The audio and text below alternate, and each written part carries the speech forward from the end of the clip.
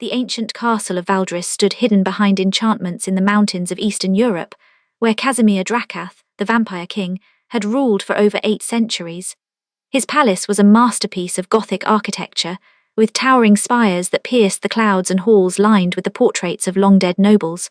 But lately, the magnificent castle felt more like a prison. Casimir sat upon his obsidian throne, his crimson eyes reflecting the candlelight that flickered throughout the great hall. His council of vampire lords stood before him, their expressions grave. "Your Majesty," spoke Lord Corvinus, his voice echoing through the chamber, "you must choose a bride. The ancient laws demand it.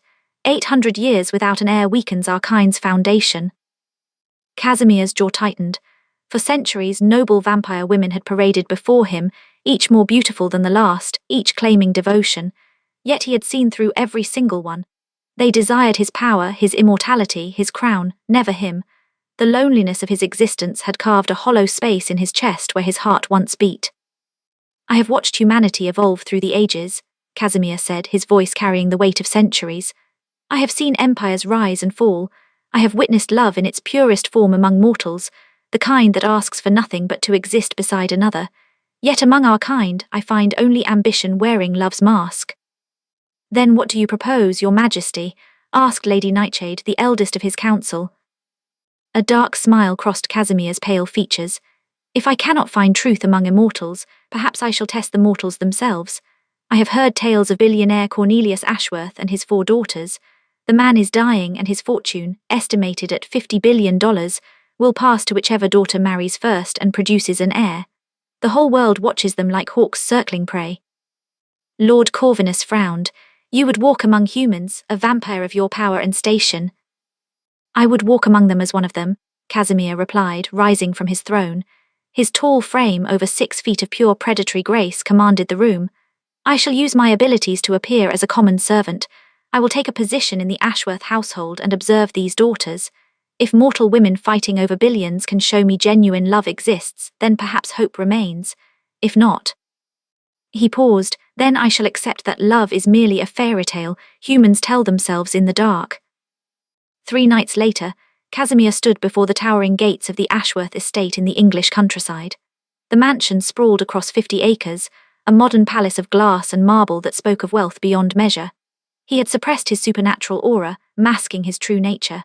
His appearance had been altered through ancient magic, his otherworldly beauty dimmed to mere handsomeness, his crimson eyes now a simple brown, his presence that of a man in his early 30s rather than an immortal predator. He wore a simple black suit, carried falsified references, and had assumed the name Cas Morrison. The head housekeeper, Mrs. Thornbury, a stern woman in her 60s, examined his documents with a critical eye. "We need someone for the night staff," she said curtly. "Mr. Ashworth's condition has worsened. He requires around-the-clock care and the young ladies need attending to at all hours. They keep irregular schedules."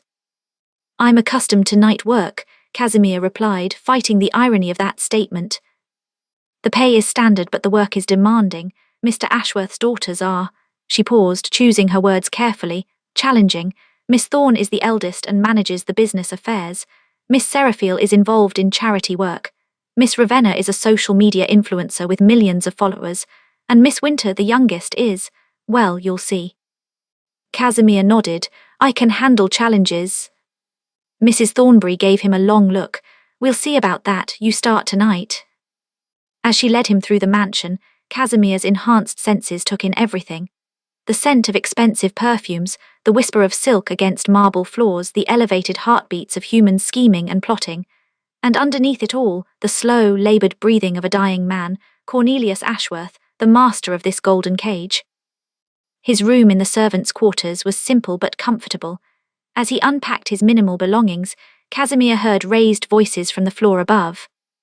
"Father's will is clear," a sharp, authoritative voice rang out. "The first to marry and conceive inherits everything. We all know what's at stake." "How perfectly medieval of him," another voice, dripping with sarcasm, replied, "reducing us to broodmares in a race for billions." "Oh, please, Ravenna, spare us the feminist outrage. You want the money as much as the rest of us," said a third voice, honey-sweet but edged with steel. A fourth voice, quieter than the others, murmured something Casimir couldn't quite catch, even with his supernatural hearing. She was standing farther away, perhaps by a window. "What was that, Winter? Speak up if you have something to say," demanded the first voice. "I said," the quiet voice rose slightly, "that perhaps Father hoped one of us might actually marry for love." The silence that followed was broken by harsh laughter. "Love, Winter, you naive little fool. Love is for people who can afford to be stupid. We're billionaires. We marry for power, for legacy, for empire." "Thorne's right," Ravenna chimed in. "Though I plan to at least marry someone photogenic, my followers expect nothing less." Casimir smiled darkly to himself. So the rumors were true. These daughters were circling their father's deathbed like beautifully dressed vultures. This would be an interesting experiment indeed. That evening he was summoned to serve dinner. The dining room was a spectacle of modern luxury, a table of black marble that could seat 20, though only 4 chairs were occupied. Crystal chandeliers worth more than most houses hung overhead. Casimir entered with a tray of wine, his posture perfect, his demeanor that of an experienced servant. His eyes, however, took in everything. At the head of the table sat Thorne Ashworth, 32 years old, dressed in a sharp business suit even at dinner. Her dark hair was pulled back in a severe bun, and her green eyes held the calculating coldness of a chess master. She was on her phone, managing what sounded like a hostile takeover of a competitor company. To her right sat Seraphiel Ashworth, 29, wearing designer clothes that probably cost more than a car, her blonde hair perfectly styled. She was scrolling through charity gala invitations, occasionally sighing dramatically about the burden of her philanthropic responsibilities. Across from her lounged Ravenna Ashworth, 26, the very picture of Instagram perfection. Her auburn hair cascaded in deliberate waves, and she held her phone at various angles, taking selfies between bites of food. "The lighting in here is terrible," she complained. "Kaz, is it? Stand over there, you're blocking my good side." Casimir moved as directed, fighting back 8 centuries of royal pride. And at the far end of the table, almost separate from her sisters, sat Winter Ashworth, 23 years old. She was different from the others. Her silver blonde hair was simply styled, and she wore a casual sweater and jeans, a stark contrast to her sister's couture. She was reading a book, barely touching her food, and seemed to exist in a world entirely apart from the conversation around her. "New servant," Thorne observed without looking up from her phone. "Mrs. Thornbury finally found someone willing to work nights. What's your name?" "Kaz Morrison, Miss Ashworth." "Well, Kaz Morrison, here are the rules. Stay invisible, stay silent, and stay efficient. We ring, you come. Simple enough even for the help." Seraphiel glanced up with a practiced smile. "Oh, Thorne, don't be so harsh. I'm sure Kaz will be wonderful. We're very welcoming here, Kaz. In fact, I'm hosting a charity gala next week for orphaned children. £5,000 a plate. The help usually volunteers to assist for free. I trust you'll participate." Casimir maintained his neutral expression. "Of course, Miss Ashworth." Ravenna finally looked at him, her influencer instincts assessing his appearance. "Oh, not bad, decent jawline. If you stand in the background of my shots, try to look servantly. It adds authenticity to the billionaire lifestyle aesthetic." "As you wish, Miss Ashworth." Only Winter looked at him as if he were actually human. Her eyes, an unusual shade of violet that reminded him of twilight skies, met his for a brief moment. "You don't have to call me Miss Ashworth," she said softly. "Winter is fine, and please don't feel obligated to volunteer at Seraphiel's gala. She has a paid staff, she just prefers when people work for free." Seraphiel's smile tightened. "I'm raising money for charity, Winter. Some of us care about more than our books and fantasies." "You're raising money for your social standing," Winter replied without malice, simply stating a fact. "The children see about 10% of what you collect. I checked." The temperature in the room seemed to drop. Thorne's phone finally lowered. "Winter, if you're going to make accusations." "It's not an accusation, it's public record. Your charity foundation's tax filings are available online." Winter turned a page of her book calmly. Casimir watched this exchange with growing interest. Winter was either very brave or very naive to speak so plainly in this viper's nest. "At least I'm doing something," Seraphiel snapped. "You spend all your time in Father's library hiding from the real world." "The real world," Winter said, finally closing her book, "or the real inheritance. Let's be honest about what this dinner is really about. Father's lawyer called today. He's revising the will again. That's why we're all pretending to be a family tonight." The silence was deafening. Thorne's eyes narrowed. And how would you know about the lawyer? Because I'm not blind to what's happening in this house, Winter replied. You're all planning your weddings before father's even gone. Thorne, you've already contacted 3 suitable bachelors from appropriate families. Seraphil, you've been photographed 7 times this month with that Spanish duke. Ravenna, your engagement to that cryptocurrency billionaire is scheduled to be announced next week, isn't it? Ravenna's perfect composure cracked slightly. You've been spying on us. I've been observing, Winter corrected. There's a difference, and before you all look at me like I'm competition, rest assured, I want no part of father's fortune if it means marrying someone I don't love. How noble, Thorne said icily, and how convenient considering you've never even dated anyone. Hard to marry for love when you've never experienced it. Hard to experience love when you've never seen a real example of it, Winter countered, rising from her chair. Excuse me, I'm going to sit with father. At least he's honest about dying. She left the room, her book tucked under her arm, leaving her sisters in stunned silence. Casimir stood motionless, processing what he had just witnessed. In 800 years he had developed an instinct for reading people, for sensing truth beneath pretense. 3 of these daughters were exactly what he expected, ambitious, calculating, and obsessed with wealth. But the 4th... Well, Seraphil said, breaking the silence, that was dramatic. Kaz, clear the table. As Casimir collected the dishes, his supernatural hearing tracked Winter's footsteps through the mansion. She had gone to the East Wing, where Cornelius Ashworth's suite was located. The dying man's heartbeat was weak, irregular. Later that night, after the other sisters had retired to their rooms, Casimir found himself drawn to the East Wing. He told himself it was to understand the full household, to observe all the players in this game. But truthfully, he was curious about Winter. The door to Cornelius's suite was slightly ajar.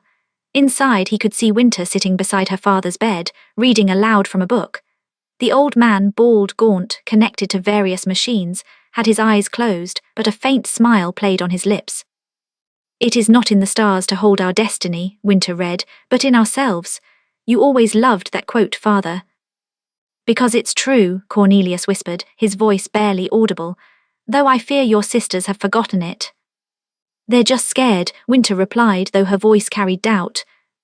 You defend them still, even after they've made your life in this house so lonely. Winter was quiet for a moment. Someone has to believe in love, father. If we all become cynical, what's the point of any of it? You remind me of your mother, Cornelius said, a tear sliding down his weathered cheek. She married me when I had nothing, loved me when I was nobody. I built this empire for her, and then I lost her, bringing Ravenna into the world. My greatest success and my greatest failure all tangled together. She wouldn't want you to blame yourself. She would want me to have raised daughters who knew love from greed. I failed her. I gave you all everything except what mattered. Casimir felt something stir in his chest, something he hadn't felt in centuries. The old man's genuine remorse, the daughter's gentle compassion. It was unexpected.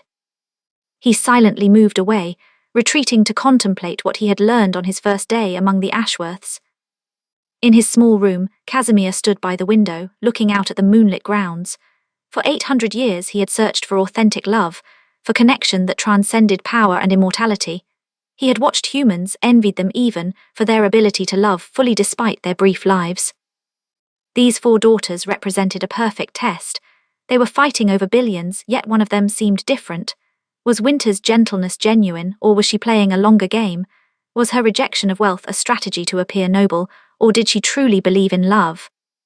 Time will reveal all truths, Casimir murmured to the night. Let the test begin. In the shadows of the estate, unseen by mortal eyes, dark figures watched. Other vampires, sent by the council to observe their king's experiment. Lord Corvinus had not been pleased with Casimir's decision to walk among humans. If the vampire king showed any sign of weakness, any hint that his heart had softened toward mortals. The game was more dangerous than even Casimir realized. He was testing the daughters for true love, but his own council was testing him for something else entirely, to see if their king had grown too human to lead. As the clock struck midnight, Casimir heard movement throughout the mansion. Thorne in her office finalizing merger documents, Seraphil on a video call with the Spanish Duke, negotiating terms of a potential arrangement, Ravenna editing photos for her social media, crafting a narrative of perfect luxury. And Winter, still sitting beside her dying father, simply holding his hand as he slept. Interesting, Casimir whispered. Very interesting indeed. The first night of his masquerade was complete, but the real test was only beginning. 1 week into his employment at the Ashworth estate, Casimir had established himself as the ideal servant, efficient, invisible, and ever-present when needed. His supernatural abilities made the role almost comically easy. He could hear requests from 3 floors away, move with preternatural grace, and never required sleep. Mrs. Thornbury had already commented that hiring him was the best decision she'd made in years. But Casimir's true work was observation, and what he observed troubled him in ways he hadn't anticipated. The morning began with Thorne's voice cutting through the mansion like a blade. "Cas, my office now." Casimir entered her domain, a sterile space of glass and steel, dominated by multiple monitors displaying stock tickers and financial news. Thorne sat behind her desk, immaculately dressed as always, but her eyes held a manic edge he'd noticed growing sharper each day. "I need you to deliver this to Father's lawyer," she said, sliding a manila envelope across the desk. "Hand delivery only, don't let anyone else touch it." "Of course, Miss Ashworth." Her hand shot out, gripping his wrist with surprising strength. Her eyes met his, searching. "You seem different from other servants, more observant. Tell me, Cas, in your time here, have you noticed any of my sisters acting suspiciously?" Casimir maintained his neutral expression, though internally he noted the paranoia. "I'm not sure I understand, Miss Ashworth." "Don't play stupid. This inheritance, it's making everyone desperate. Seraphiel's charity gala is tomorrow night. She's invited every eligible bachelor in Europe. Ravenna's engagement announcement has been mysteriously delayed 3 times. And Winter," Thorne's jaw tightened, "Winter has been spending hours in Father's study, probably manipulating him while he's vulnerable." "Miss Winter seems devoted to your father's comfort," Casimir observed carefully. Thorne laughed, a brittle sound. "Is that what it looks like? How naive. Winter's playing the long game, making herself the devoted daughter while the rest of us look like vultures. When Father changes his will, and he will, she'll be positioned as the deserving one." She released his wrist. "Deliver the envelope and keep your eyes open. There's an extra £1,000 in it for you if you report anything interesting about my sisters." As Casimir left with the envelope, he felt disgust coiling in his stomach. He had seen this pattern throughout history, wealth corrupting family bonds, reducing siblings to enemies. But to witness it so intimately, to see the raw desperation in Thorne's eyes despite her $50 billion prize. Humans confused having everything with having enough. They always had. The envelope's contents, which he'd already scanned with his enhanced vision, contained a private investigator's report on Seraphiel's Spanish duke. The man was drowning in debt, looking for a wealthy bride. Thorne was gathering ammunition against her sisters. His next encounter was with Seraphiel, who intercepted him in the hallway with her signature practiced smile. "Cas, perfect timing. I need strong hands to help set up for tomorrow's gala. The event coordinators are useless." She linked her arm through his, a gesture that appeared friendly but felt calculating. "Walk with me to the ballroom." As they walked, Seraphiel maintained a steady stream of chatter about the gala, which celebrities were attending, which press outlets had been invited, which photographers would capture her generous spirit. Casimir had attended countless balls and galas over his 8 centuries, including ones where the guests were actual royalty, not just people pretending to be important. The emptiness of Seraphiel's event was already apparent. "You know," Seraphiel said as they entered the massive ballroom, "I've always believed in using wealth for good, unlike some people." Her voice turned sharp on the last words. "Your charity work is well known, Miss Ashworth." "Is it though?" She turned to face him, and for a moment her mask slipped. Underneath the polished exterior was something rawer, insecurity, perhaps even self-loathing. "Tell me honestly, Cas, when you look at me, do you see someone good, someone worthy?" The question caught Casimir off guard. In his experience, the wealthy rarely questioned their own worth. They measured it in numbers that always validated them. "I'm not sure my opinion matters, Miss Ashworth." "Everyone's opinion matters when your entire life is performance," she said quietly. Then, as quickly as it had fallen, her mask returned. "Anyway, I need you to ensure my sisters don't attend tomorrow. Thorne will try to network with my guests, Ravenna will make it about her social media, and Winter..."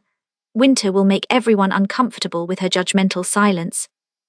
I'm not sure how I could prevent.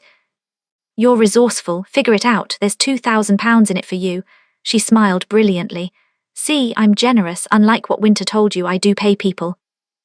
After she glided away, Casimir stood in the empty ballroom, his reflection multiplied in the dozens of mirrors lining the walls. Each reflection showed him as Kaz Morrison, ordinary human mortal, but he knew what he truly was, an ancient predator playing servant, searching for something he was increasingly certain didn't exist. Two sisters had now tried to bribe him to sabotage the others. How long before all four had made similar offers? That afternoon he found his answer. Ravenna summoned him to her suite. A space that looked like a high-end boutique had exploded. Clothes, shoes, and accessories covered every surface. She was in the middle of a photoshoot she was conducting herself, using elaborate lighting and camera equipment. Kaz, perfect, I need a living prop. Stand there and hand me that champagne glass. Look, I don't know, servantly but also slightly mysterious. Yes, like that, hold it. She snapped dozens of photos, adjusting angles and lighting obsessively. Casimir stood motionless, watching her work. There was genuine artistry in what she was doing, he had to admit. She understood composition, lighting, and narrative.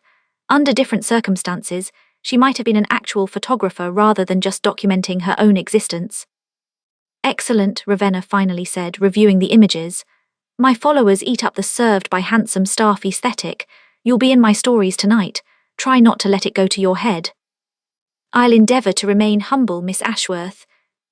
She laughed and it sounded almost genuine. You're funny, I like that. She set down her camera and studied him with unsettling intensity. You're also observant. I've noticed you noticing things. I'm not sure what you mean. Please, I've built a following of 15 million people by reading body language and understanding what people want to see. You watch everything.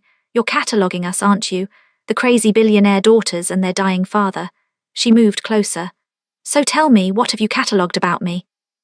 Casimir considered his response. Ravenna was sharper than she appeared. I've observed that you work very hard to appear effortless. Something flickered in her eyes, surprise, maybe even appreciation. That's actually perceptive. Yes, every candid photo takes 50 tries. Every spontaneous moment is choreographed. Do you know why? Why? Because if I don't control the narrative, someone else will. If I'm not defining myself every second of every day, the world will define me as just another trust fund brat. Her voice carried an edge of desperation. My followers, my brand, my image, it's all I have that's actually mine. This inheritance race, I'll win it because I'll document every moment. The engagement, the wedding, the pregnancy, all of it will be content. Billions of people watching Ravenna Ashworth's fairy tale life. Even if it's not a fairy tale. Especially if it's not. Authenticity is whatever you can convince people to believe. She picked up an envelope from her dresser. £5,000. I need you to sabotage Seraphil's gala tomorrow. Nothing major, just ensure it's a disaster. Lights failing, food issues, small catastrophes that make her look incompetent. Casimir stared at the envelope. 3 bribes in one day. Why would you want to ruin your sister's charity event? Because it's not about charity, it's about her looking like the good daughter while I'm painted as shallow. I won't let her win by playing saint. Ravenna's eyes hardened. Are you going to moralize at me? Because I can find another servant who needs £5,000. I'll consider your request, Casimir said, not touching the envelope. Ravenna's smile was sharp. That's not a no, see, everyone has a price, even mysterious servants with observant eyes. As evening fell, Casimir had yet to encounter Winter. He'd seen her only briefly over the past week, always with her father, always in the library, always separate from her sister's machinations. It was almost as if she existed in a different dimension of the house. Finally, around 10 p.m., he found her in the mansion's extensive library. A 2-story room filled with thousands of books, floor-to-ceiling windows overlooking the gardens, and the scent of old paper and leather bindings. Winter sat in a window seat, reading by lamplight despite the room's main chandeliers being available. She wore simple clothes, jeans and an oversized sweater, and her silver-blonde hair was pulled back in a careless ponytail. She looked up as he entered, and those unusual violet eyes regarded him without the calculation he'd seen in her sister's. Kaz, she said, surprised, it's late, aren't you off duty? I don't sleep much, he replied truthfully. I saw the light and wanted to ensure everything was all right. That's kind of you, she gestured to the vast library. I can't sleep either, too much thinking. About the gala tomorrow. Winter grimaced.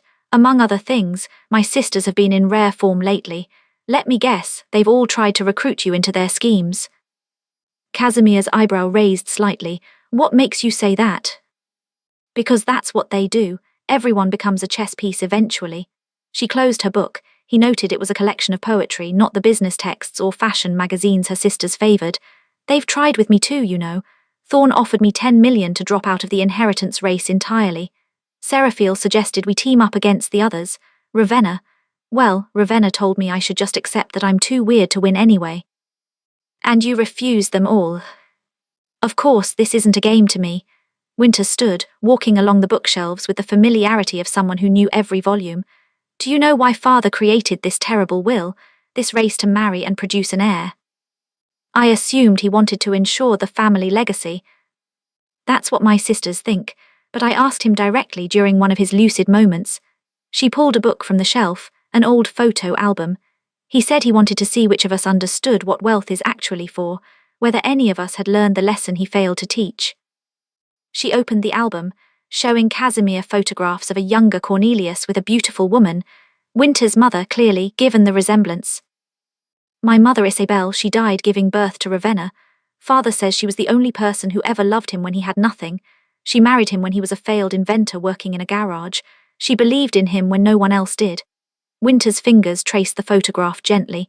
He became a billionaire to give her everything, but in achieving that he lost sight of why wealth mattered. It was supposed to be for love, instead it destroyed it. Your sisters don't know this story. They know the facts but not the meaning. They see Mother as the woman who gave Father 4 daughters and died. They don't see her as the point of everything. Winter closed the album. Father's will isn't about marriage or heirs or legacy, it's a test. He wants to see if any of us can find what he had with Mother, love that exists before wealth, not because of it. Casimir felt something shift in his chest. For a week he'd been observing these daughters as specimens in his experiment, but Winter's words resonated with his own search. He too was testing for authentic love, for connection untainted by power. And you believe you can find that? He asked quietly. I have to believe it exists, Winter replied, meeting his eyes. Otherwise, what's the point of any of this? We are born, we accumulate things, we die. If love isn't real love, the kind that asks for nothing, then we're all just counting days until oblivion. In 800 years, Casimir had heard countless philosophies, religions, and theories about meaning and purpose. But hearing this young mortal woman articulate the very question that had driven him to this masquerade struck him profoundly. Your sisters would call that naive, he said. My sisters call anything they're afraid to feel naive. It's easier to be cynical than disappointed. Winter returned the album to its shelf. But I've watched Father's regret consume him. He's dying with more money than most nations, and his only real grief is that he raised daughters who don't understand that his greatest treasure was never counted in billions. A bell chimed, the signal that Cornelius needed assistance. Winter immediately moved toward the door, then paused. Kaz, I know my sisters have probably offered you money for various betrayals. I won't insult you by asking what you've decided, but I will say this, working in this house, being around us, it can corrupt good people. Don't let our poison seep into you. Some of us are beyond saving, but you don't have to be. She left before he could respond. Casimir stood alone in the library, surrounded by thousands of stories humanity had written about itself. He had read most of them over his long existence, always searching for truth about the human condition, about love, about meaning. Winter's words echoed. If love isn't real, then we're all just counting days until oblivion. For an immortal who had already counted more days than most civilizations existed, the thought was unbearable. He was pulled from his contemplation by raised voices from the floor above. Using his enhanced hearing, he tracked the argument to Seraphiel's suite. Absolutely not, I've worked on this gala for months. Seraphiel's voice was shrill with panic. And I've secured the caterer for my engagement party next week. They can't do both. Ravenna's voice was smug. You're sabotaging me deliberately. I'm securing my future, not my fault if your charity case collapses. the sound of something expensive shattering, then Thorne's voice cutting through. "Both of you, shut up. The walls have ears in this house, including the servants. Do you want the press hearing that the Ashworth daughters are at war?" "Let them hear," Seraphiel shot back. "I'm tired of pretending we're a family. We're competitors in a sick game father created." "Then compete better," Thorne replied coldly. "Crying about sabotage makes you look weak. Handle it." Casimir heard footsteps, someone leaving in anger. Moments later, Seraphiel appeared in the library, her perfect composure cracked, mascara streaking her face. She stopped short seeing him there. "Oh, Kaz, I didn't think anyone," she trailed off, then laughed bitterly. "Perfect, the help witnessing my breakdown, that's just perfect." "I can leave, Miss Ashworth." "No, stay, everyone else has seen me at my worst this week. Why not you too?" She slumped into a chair, looking nothing like the polished socialite. "Do you know what's funny? I genuinely wanted to help those children. The orphanage from the gala, I visited them, I read to them. I thought if I could do something good, something real, maybe I'd feel less empty." Casimir said nothing, simply listened. "But it's never just about the good, is it? It's about being seen doing good. And then it becomes about being seen more than my sisters. And then the children themselves become just props in my performance of virtue." Tears fell freely now. "God, when did I become this person? Mother would be ashamed." "Your sister Winter spoke of your mother tonight," Casimir said carefully. "She believes your father created this inheritance race as a test, to see if any of you learned what wealth is actually for." Seraphiel looked up sharply. "Winter said that?" "She did. Of course she did. Winter's the only one of us who still believes in fairy tales." But Seraphiel's voice held no mockery, only exhaustion. "Maybe she's right. Maybe we've all failed already and we're just too corrupted to see it. Is it too late to change? What would be the point? Ravenna's already sabotaged my gala. Thorne's probably buying my charity out from under me as we speak. Winter's positioned herself as father's favourite. The race is already run, we're just waiting for father to die and declare a winner." She stood, wiping her eyes, her mask beginning to reconstruct itself. "Forget you saw this. I'll expect you at the gala tomorrow, properly dressed, and if anyone asks, tonight never happened." She left, leaving Casimir alone once more. 3 sisters drowning in their own poison, and one who still believed in antidotes. The test was revealing itself to be more complex than he'd anticipated. Later, after midnight, Casimir stood on the mansion's grounds, looking up at the windows. 4 sisters, each illuminated in their separate rooms. Thorne still working, her silhouette sharp against the computer screens. Seraphiel presumably repairing her public face. Ravenna likely editing photos of her perfect life. And Winter in her window seat in the library, still reading by lamplight. Lord Corvinus materialized from the shadows, a vampire of ancient power, his presence like cold water. "Your Majesty," he said with barely concealed disdain for the title he was forced to use. "Your council grows concerned. You've been playing servant for a week. Have you learned what you sought?" "I've learned that wealth corrupts as thoroughly as immortality," Casimir replied without looking at him. "These sisters are tearing each other apart over billions they can't spend in 10 lifetimes. Then your experiment is complete. Return to your throne, marry a suitable vampire bride and end this foolishness." "Not yet, one of them is different." "The youngest," Corvinus lip curled. "Don't tell me the immortal vampire king is developing feelings for a mortal girl who reads poetry." "I'm developing interest in whether genuine love can survive in an environment designed to poison it." Casimir finally turned to face his counselor. "Winter believes love exists without transaction. Her sisters believe love is merely another form of currency. I want to know which of them is right. And if the romantic child is wrong, if her belief in love is just another form of delusion, then I'll accept that love is a lie we tell ourselves, and I'll marry whomever you've selected for political advantage." Casimir's eyes flashed red for just a moment. "But until then, I remain Kaz Morrison, servant, and you remain in the shadows where you belong." Corvinus bowed with mocking deference. "As your Majesty commands, but know this, the council will not wait forever, and mortals are fragile things. It would be unfortunate if your test subjects came to harm while you played at being human." The threat was clear. Casimir's jaw tightened, but Corvinus had already vanished into the night. Back in his room, Casimir sat by his window, watching dawn approach, something he could witness now with his powers suppressed. though the sun's light would eventually force him to retreat. On his small table lay 3 envelopes full of cash, bribes from 3 sisters to betray the others. He had accepted none of them, but neither had he refused. Let them think him corruptible. It kept them from looking too closely at what he actually was. His phone, a modern device he'd learned to use for this masquerade, buzzed with a text from Mrs. Thornbury. "Gala tonight, all hands on deck, expect chaos." Casimir smiled darkly. The woman had no idea how right she was. Tonight, at Serafield's charity gala, the true test would begin. He would see these sisters under pressure, watch how they performed for the world while destroying each other in private. He would see if Winter's belief in love could survive her sister's determination to prove her wrong. And perhaps he would learn something about himself, whether 8 centuries of immortality had made him too cynical to recognize love, even if it appeared before him. The sun rose over the Ashworth estate, illuminating 50 acres of wealth and misery. In the East Wing, Cornelius Ashworth took another laboured breath, counting down his final days. In 4 separate rooms, 4 daughters woke to face another day of performance and plotting. And in the servants' quarters, an ancient vampire king prepared to serve drinks at a charity gala, searching for something rarer than all the wealth in that mansion combined, a love that asked for nothing but itself. The game was accelerating. Soon, someone would make a move that couldn't be undone. Casimir could feel it approaching like a storm on the horizon. The evening of Serafield's charity gala arrived with the precision of a military operation.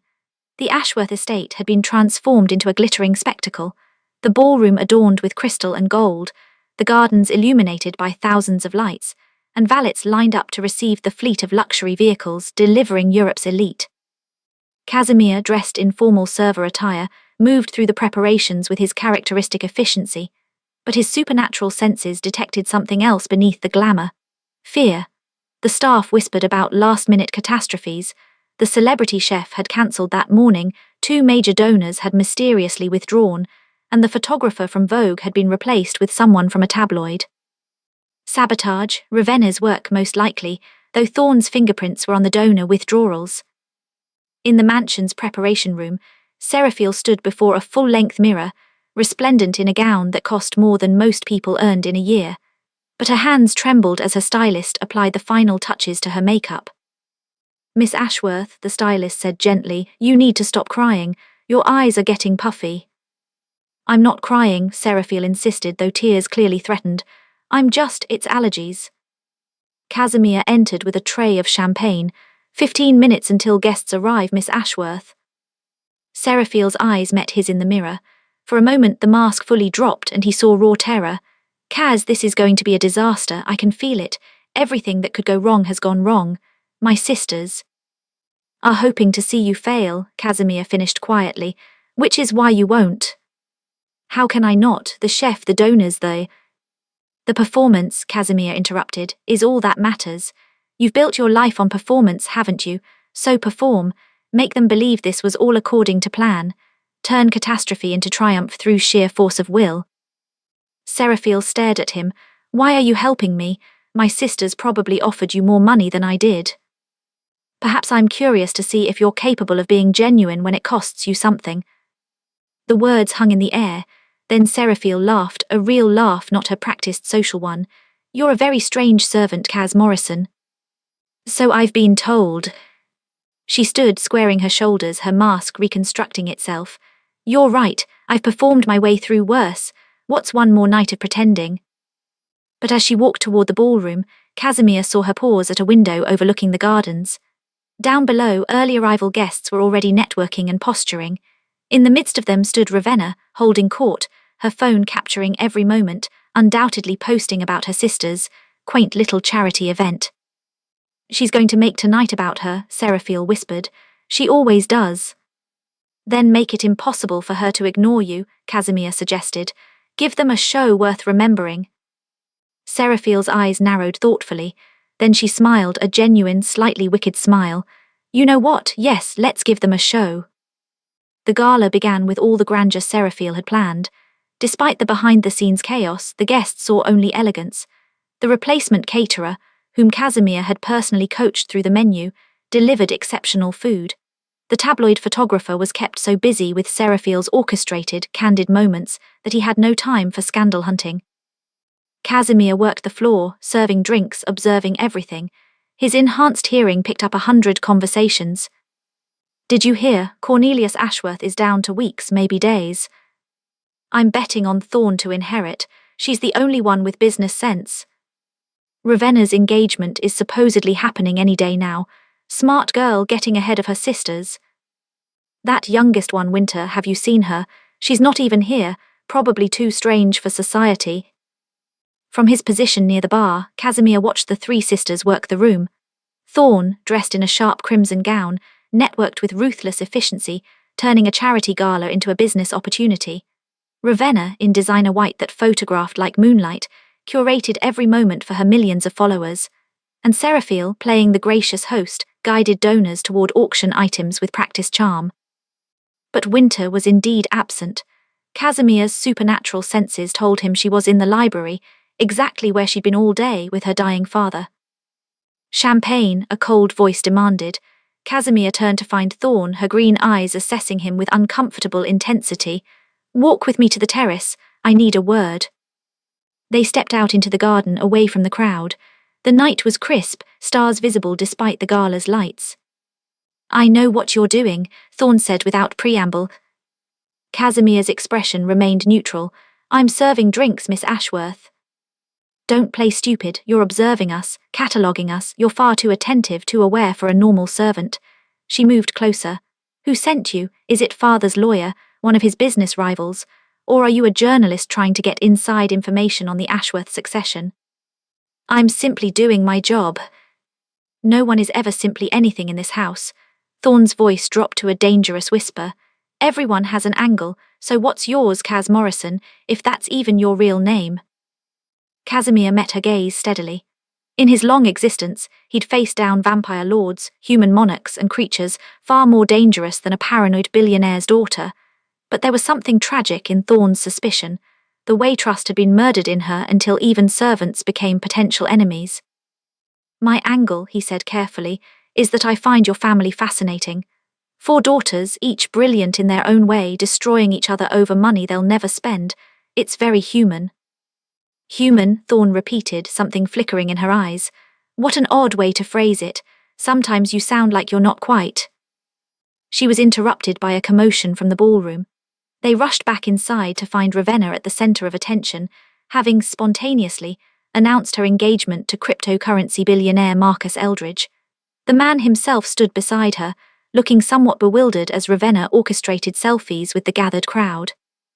Seraphiel's face went white. Her charity gala had just been hijacked. "Ladies and gentlemen," Ravenna's voice rang out, "I know this is Seraphiel's event and I apologize for the interruption, but when love strikes you can't schedule it.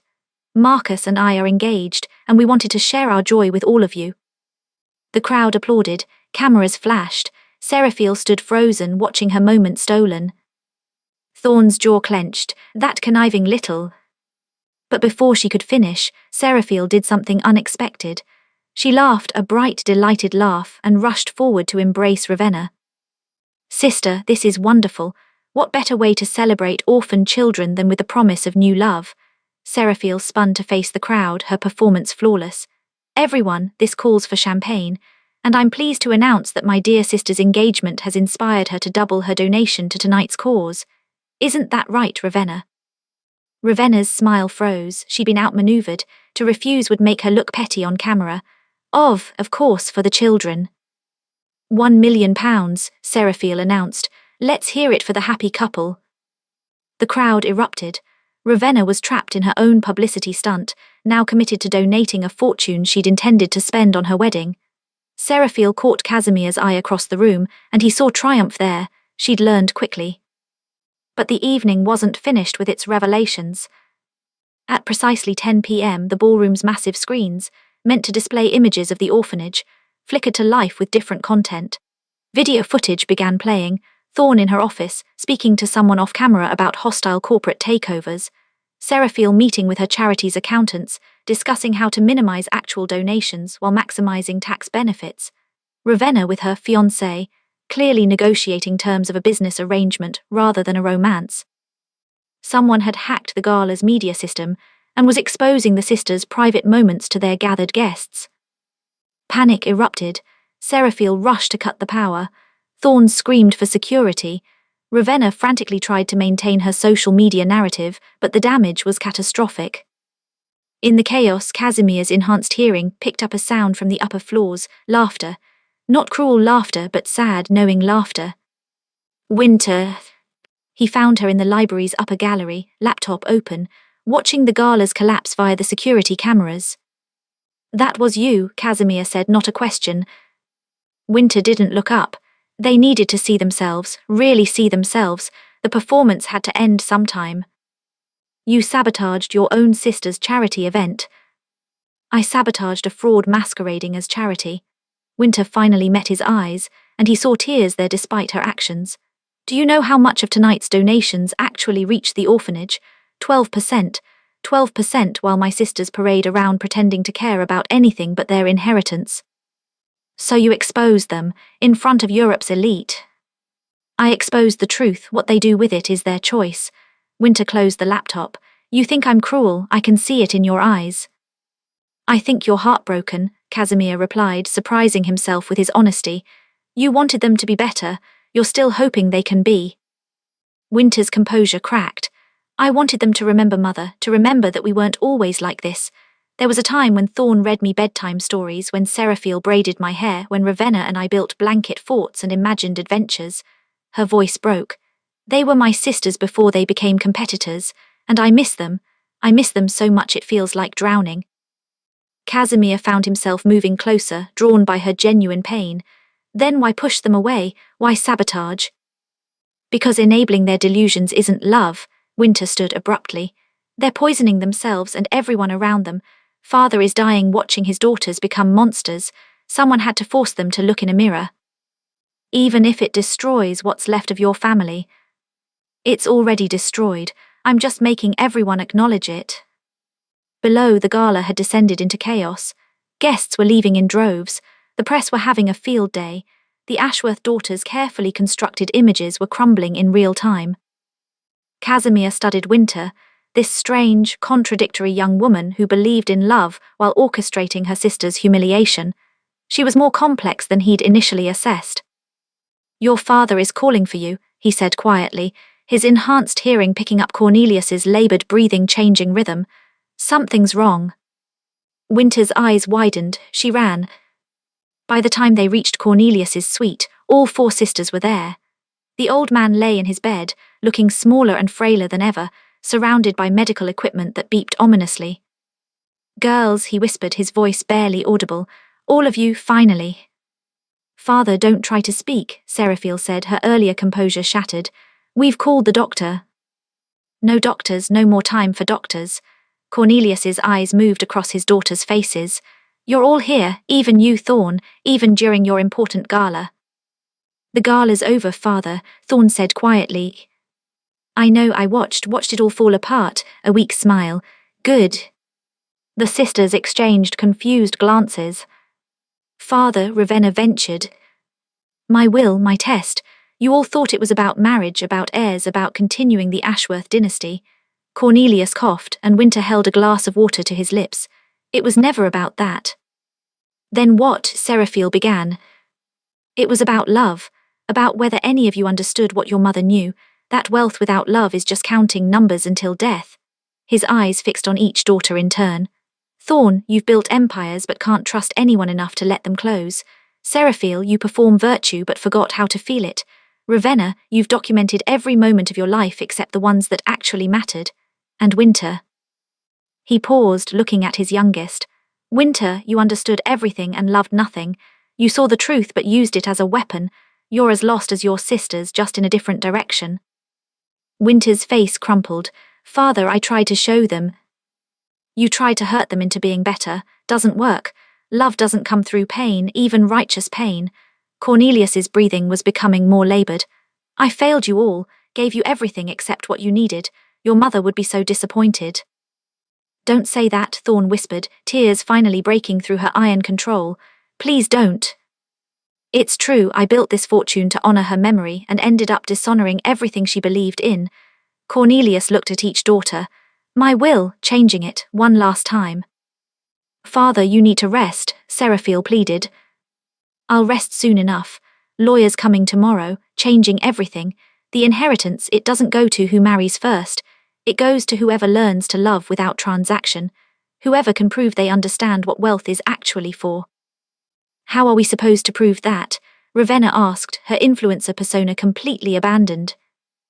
I don't know, that's your test to figure out. Cornelius smiled sadly.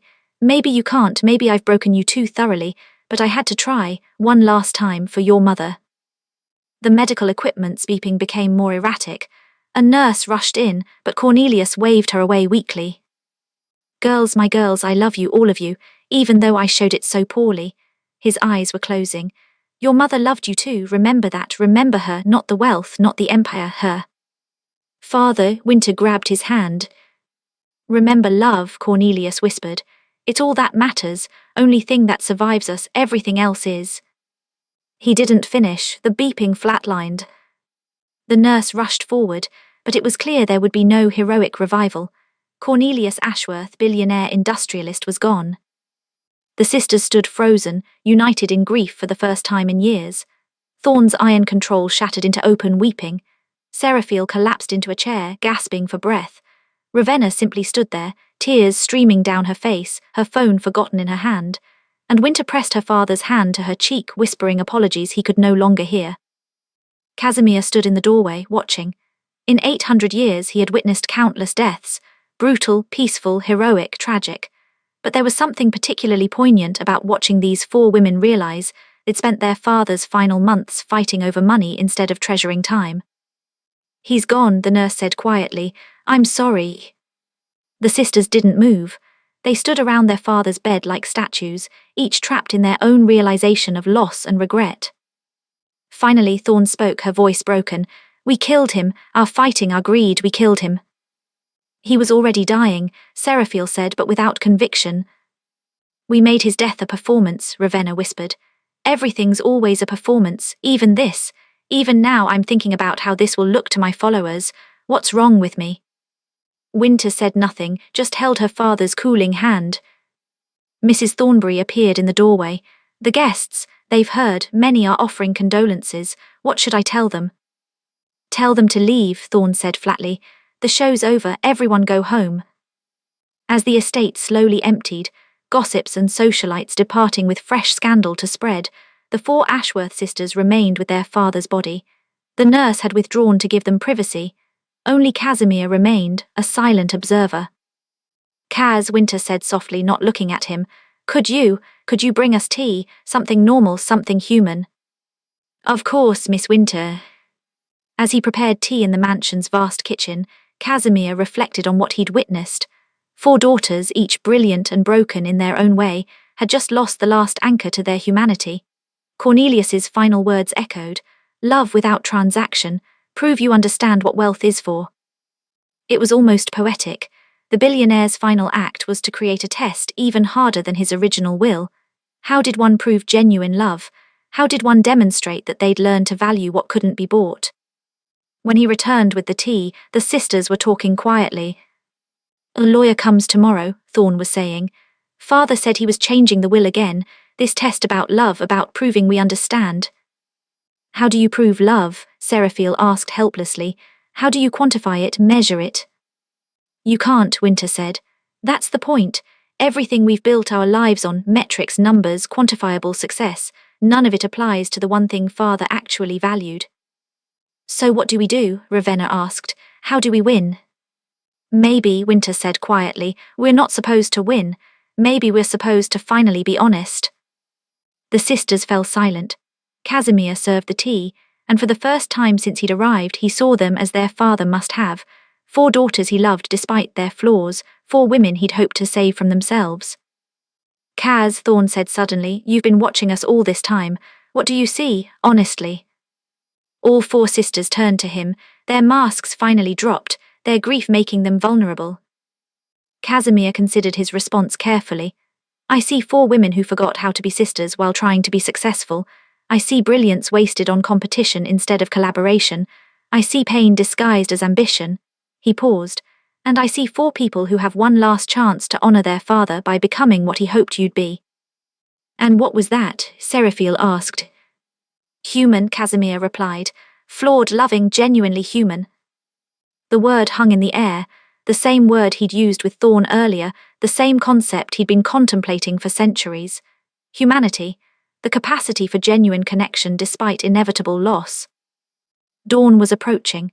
The gala's ruins still littered the estate, abandoned champagne glasses, wilted flowers, the detritus of a party that had ended in catastrophe and death. I need air, Ravenna announced suddenly, standing. I can't be in this room anymore. She walked out onto the terrace. One by one her sisters followed. Casimir remained in the doorway as the 4 Ashworth daughters stood together, watching the sun rise over their father's estate. He really is gone, Seraphiel whispered. And we wasted so much time, Thorn added. We can't get it back, Ravenna said. All those months of scheming while he was dying, we can never get those back. Winter spoke last. But we have whatever time we have. We can waste that too, or we can finally. She trailed off. Finally what? Thorn asked. Be what Mother would have wanted, what Father hoped for. Winter turned to face her sisters. We could stop competing. We could try being sisters again. The 3 older sisters looked at each other, years of rivalry and resentment visible in their expressions. But underneath it, Casimir saw something else, exhaustion. They were tired. Tired of performing, tired of fighting, tired of being alone together. The will, Seraphiel said. Father's final test. Maybe that's the point, not to compete for the inheritance but to prove we don't need to. Give it up, Ravenna's eyes widened. Just surrender $50 billion. Not surrender, Thorn said slowly, her analytical mind working. Transform. Father said the inheritance goes to whoever proves they understand what wealth is for. What if we all prove it? Together. A unified answer to his test, Seraphiel murmured, instead of 4 separate ones. Winter smiled, the first genuine smile Casimir had seen from her. He'd like that, Mother would too. What would we even do? Ravenna asked. I don't know how to be a sister anymore, I barely remember how. Neither do I, Thorn admitted. But we could learn. We're all brilliant when we're trying to destroy each other. Imagine if we used that energy to actually build something. The sun had fully risen now, golden light spilling across the estate. In its glow, the 4 sisters looked younger somehow, the weight of their father's death and their own regrets making them seem less like calculating competitors and more like lost children. Kaz, Winter said, turning to him, thank you for the tea, for your honesty. For, she paused, searching for words, for seeing us as human when we'd forgotten how to be. Casimir bowed slightly. I simply observed what was already there, Miss Winter. As the sisters began tentatively talking, really talking without agenda or performance, Casimir withdrew. His work tonight was done. The test had taken an unexpected turn. Cornelius's death had accomplished what his life could not. It had fractured the daughters' masks. But the true test was still ahead. Would this moment of vulnerability last, or would old patterns reassert themselves once the grief faded? In the servants' quarters, as the house settled into the strange quiet of morning, Casimir found Lord Corvinus waiting. The old man is dead, the vampire said. Your experiment should be concluded. What have you learned, my king? Casimir looked out the window at the rising sun, something he hadn't watched in centuries before this masquerade.